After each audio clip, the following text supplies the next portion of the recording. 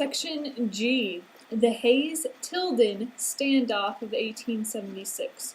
So this section is talking about the election of 1876. So Grant, he had been the president, the Republican president, for 2 terms. But remember, there was no official constitutional amendment preventing someone from running for more than 2 terms. It had just been a tradition. So Grant's followers, who wanted to keep their federal jobs, really urged Grant to run for a 3rd term. However, the House passed a resolution that sternly reminded Grant of the 2-term presidential tradition, so that kind of kicked Grant out of the running. Okay, so now remember, the Republican Party is divided. The Republican Party, we have the Conlingites, who are kind of for the spoils system, and then we have the Blainites, who were kind of more for reform. Both of them are pretty corrupt, but in general, that's kind of the distinction. So they come up with a compromise candidate. So the Republicans end up nominating Rutherford B. Hayes. Rutherford, that's a fun name. He had served as governor of Ohio for 3 terms. And because during the Gilded Age, presidential elections were so very close, we see a lot of presidential nominees coming from the swing state of Ohio.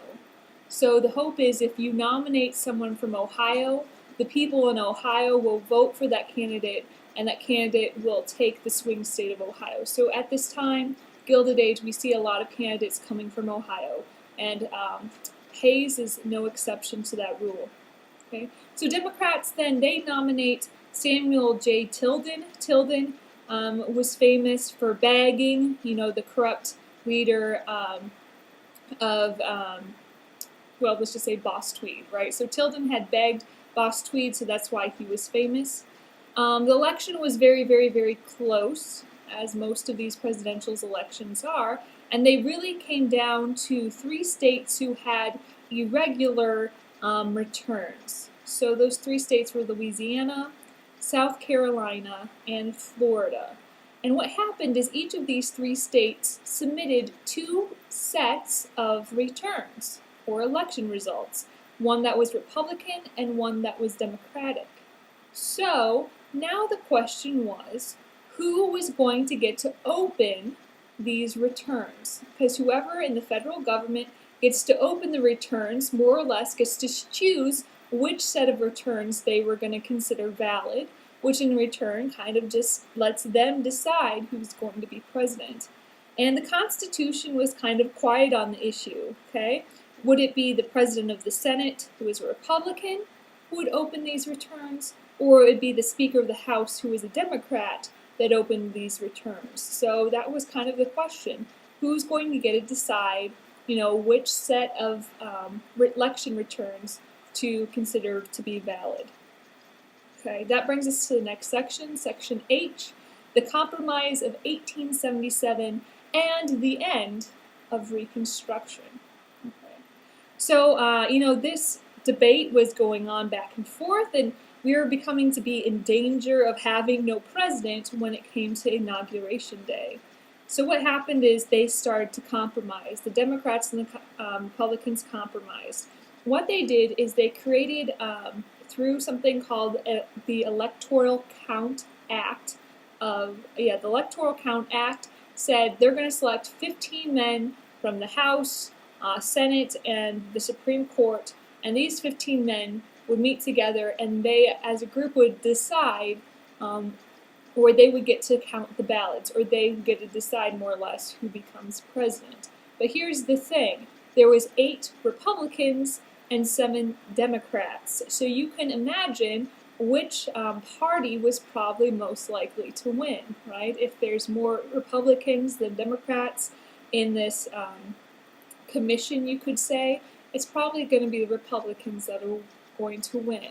So they started to make this compromise. Democrats agree to elect Republican Hayes.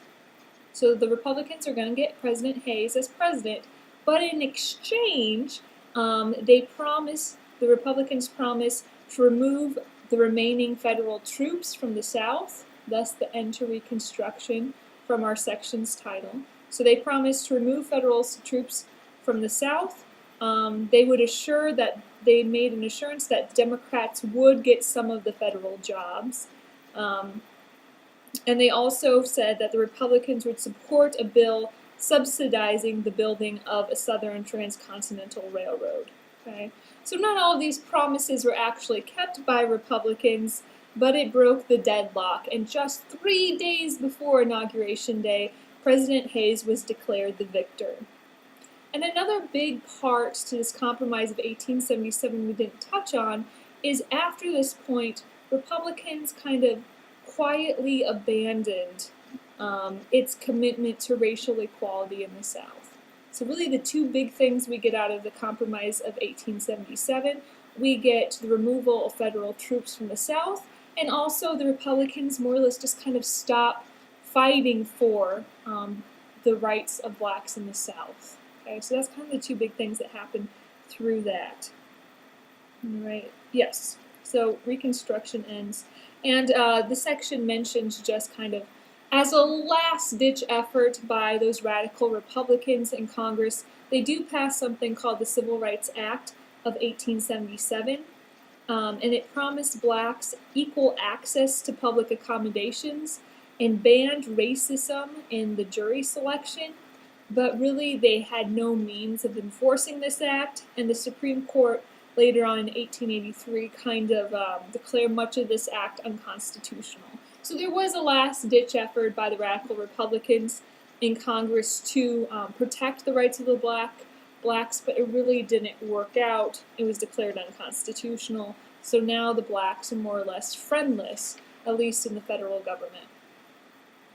Okay, next section, section I, the birth of Jim Crow in the post-Reconstruction South.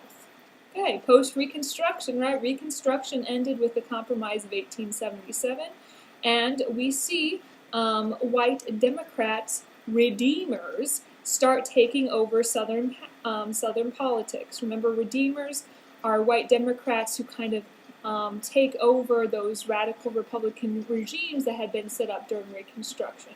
So now those Republicans are going away. Democrats are kind of sinking their teeth into the politics of the South. Kind of as a review, remember we see the system of sharecropping happening here, where blacks more or less would be in perpetual debt to landowners and to merchants. So blacks were kind of left friendless. And all of during Reconstruction, there had been the tradition, you could say, of blacks being segregated from whites. That separation of races had been happening, but now that the redeemers or those Democrats are in power, that kind of tradition of separation was now becoming law. And these laws were called Jim Crow laws. Jim Crow, the name, comes from a character that was very famous in the minstrel shows. All right, so Jim Crow laws was a system of racial segregation, okay, segregating the races. We get a Supreme Court case about this issue of racial segregation, and that is Plessy versus Ferguson, one of the huge Supreme Court cases in history. This happened in 1896, and what it is, it's the Supreme Court case that upheld the constitutionality of the segregation laws, as long as the separation was equal. So long if it was separate but equal, the Supreme Court said these Jim Crow laws were constitutional. They did not violate the 14th Amendment. Remember, the 14th Amendment was that Civil Rights Act. Well, Plessy versus Ferguson is now saying that this is constitutional. As long as it's separate but equal, you can have those Jim Crow laws. All right. Sure. The background, your book doesn't really talk about the background of Plessy versus Ferguson, but in a nutshell, it was really a setup by those wanting to repeal the Jim Crow laws to test the constitutionality of the Jim Crow laws. And this is what they did. they had a man, his name was Homer Plessy. He was 7/8 white, only 1/8 black, but he was still considered black. What they did is he went on a rail car that was for whites only. And he was arrested and he was charged, because he wasn't supposed to be in the white railroad car. And, that was kind of the test then for this issue of separate but equal. And we see the Supreme Court, to the disappointment of those who are hoping otherwise, really upholds the notion of separate but equal, Plessy versus Ferguson. Right. And also, besides separation, we see a huge attempt by the whites to disfranchise the blacks, to keep them from voting. And we see a couple of different ways. Okay, violent intimidation. Remember, we were talking about the Ku Klux Klan. Poll taxes, right, having to pay to vote. Literacy tests, having to be able to read, to be able to vote, that sort of thing. So really, blacks were becoming second-class citizens. They really did have inferior schools, inferior most things. And we also see, as a kind of a measure or a way to keep blacks from voting, we see a lot of lynching. If you look on page 548 in your book, there's a chart year by year actually showing how many lynchings happened per year. Right. Section J, class conflicts and ethnic clashes. Okay. So, after the Civil War, we start to see kind of a lessening of regional tensions. Okay, it's just not North versus South, although it's definitely still there. We see that kind of lessening, and instead we see kind of a crescendo, if you will, of class struggles, rich versus poor. And really, it stems during President Hayes's tenure, we see a lot of unrest with the poor, because it's really stemming from years of depression. Remember, we had the Panic of '73. We have a lot of years of depression, deflation of money, and we just see kind of a lowering on the general living standards of a lot of workers, and that creates a lot of unrest. So we see a lot of conflict between those who have and those who have not. An example of this was a railroad strike in 1877, and this is rather important. Okay, railroad strike of 1877 started when 4 of the biggest railroads in the nation decided as a whole to lower the wages for their workers about 10%. 10%. So 10% kind of cut in their wages. That caused the railroad workers to go on strike. What happens is President Hayes sends in federal troops to kind of break the strike. And this leads to other groups to start striking, not just railroad, but other groups start striking in response to this. So we see strikes and unrest across the country, and when all is said and done, about 100 people die in the struggle that originally started with this 1877 railroad strike. So we see a lot of unrest during Hayes's administration. And, the failed railroad strike really highlights the fact that the state, like the federal government, was really on the side of big business. Okay? They weren't sympathetic to the labor movement at all. And within the labor movement, too, what's interesting is instead of really grouping together against, the man, we see a lot of racial and ethnic divisions within the labor movement. And this is perhaps an example of this, I should say, is really what happens in California at this time. Okay, so in California, we see about 75,000 Chinese immigrate to California to dig for gold. So 75,000 Chinese move to California to dig for gold, and a lot of these are single men. Okay, digging for gold. And then after, most of the gold or that gold rush has died down, about half of those men went back to China with whatever earnings they had. But, half those men were still around in California. So what happens is the Irish, who are in California working on the railroads, whatnot, really see the Chinese as competition for jobs. The Irish hate the Chinese. In fact, there was a man, and his name was, I'm going to find it here, his name was Dennis Kearney, and this happened in San Francisco. Dennis Kearney and his followers, would violently abuse and terrorize, even kill some Chinese because they were so against them. So instead of, the Irish and the Chinese joining forces against the big man, we see a lot of racial and ethnic tensions there. And the Chinese, they had a hard plight. Because most of the people who moved or emigrated from China were men, a lot of them didn't have families. And because they didn't have families, they didn't have children. And children are actually quite helpful when it comes to, assimilation, because your kids, they go to school and they kind of get assimilated in the culture and they learn English and then they really help their parents out. But since these were mostly men, they didn't have children in school to teach them English. So it was really hard for the Chinese, faced with extraordinary hardships, a lot of menial jobs, that sort of thing. Okay.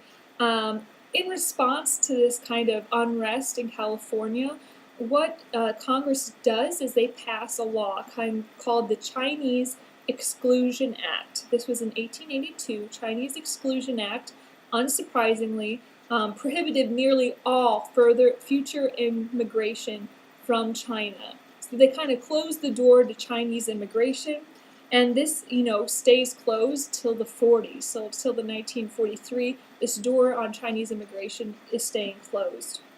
However, to the benefit of some of the Chinese who are living in California, the Supreme Court case U.S. versus Wong Kim Ark in 1898 came about. In this case, the result of it said that it ensured that all people born in the United States had citizenship regardless of who their parents were.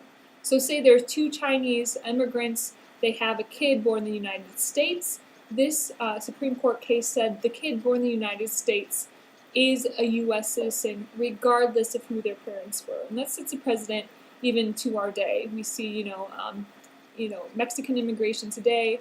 Two illegals come, they have a kid, the kid's born in the U.S., the kid is U.S. citizen. So that's kind of where we get that notion from. All right, next section, Section K. Ooh, there's gonna be an assassination. It's probably not a good tone to use. There's going to be an assassination. How about that? Okay, Garfield and Arthur. Never say it. Arthur. Garfield and Arthur. Okay, so the Republicans, after Hayes had served his term, they weren't a huge fan of him, so they decided to try something new on. They decided to nominate James Garfield. And James Garfield, much like Hayes, he's from that swing state of Ohio. And as his vice president, they nominate Chester Arthur. And Chester Arthur was connected with the Stalwart Group. Remember, the Stalwart Group was kind of for the spoils system. And in this election, they were up against Democratic nominee war hero Winfield Hancock. So Hancock versus Garfield. Garfield ends up winning. However, as soon as Garfield wins, he has to face a lot of that division that was in the Republican Party. He had to deal with the conflict between his Secretary of State, stalwart, very own James Blaine, and a senator, Roscoe Conkling. So Garfield, as soon as he becomes president, he has to deal with this conflict in the Republican Party. But he doesn't have to deal with it for long because, unfortunately, Garfield becomes the second president to be assassinated, of course the first one being Lincoln, when a mentally deranged office seeker, whose name is Charles J. Guiteau, shoots Garfield in the back at a railroad station. So Garfield hangs on for 7 weeks of agony until he dies in September of 1881. And this is kind of why he was assassinated. The assassins Guiteau's goal had been that Guiteau wanted Garfield's vice president, Chester Arthur, to become president. And because Chester Arthur had been very much connected with that stalwart fraction of the Republican Party, he assumed that he might get a patronage job. Okay? So, didn't really work so well for him. Guiteau's defense was insanity. It doesn't work. So Charles J. Guiteau is charged with murder and is hung. And this is not a good thing that Garfield is assassinated, but there is a bit of a silver lining here. Garfield's assassination kind of shocks politicians into reforming kind of the shameful spoils system that had been in place. And when Vice President Arthur gets in power, he actually starts to persecute some fraud cases, and he gave his stalwart pals kind of the cold shoulder and refuses to follow the spoils system. So Garfield's assassination, not a good thing, but the positive thing that comes out of it is a bit of reform, especially by President Arthur. An example of a reform act is something called the Pendleton Act. The Pendleton Act of 1883, okay? And what this is, it's a civil service reform that establishes the Civil Service Commission. And this commission is a group of people who make sure that federal jobs are given on the basis of merit. So people actually have to take these competitive tests or examinations in order to get jobs. And it also made compulsory campaign contributions from federal employees illegal. Okay, so kind of cleaning up the act a little bit with the civil service reform there. So here's a kind of unexpected or unintended consequence of this Pendleton Act was the fact that now politicians aren't getting money by, more or less selling federal jobs. Politicians are looking elsewhere to get funds. And where they turn is they turn to big corporations for money. So the Pendleton Act, in effect, divorces politics from that spoils system, but it marries together politics to big business. Okay, so not the best thing ever. And poor Arthur, he ends up dying of a hemorrhage in 1886, so we don't really see much from him after all. Okay. All right, next section, section L, the Blaine-Cleveland Mudslingers of 1884. The Blaine-Cleveland Mudslingers of 1884. So we're talking about the election of 1884. So once again, remember, the candidates aren't really far apart on the issues. The Republicans and the Democrats, they really get along. I shouldn't say get along, but they're really close on the issues. So the 1884 election is definitely more of a contest of personalities than a contest of principles. And we see a bunch of mudslinging, remember, trying to bring down your opponent's kind of moral character. So let's see who we got here. We have on the Republicans, we have James Blaine from Maine. And he, wasn't really known for his honesty.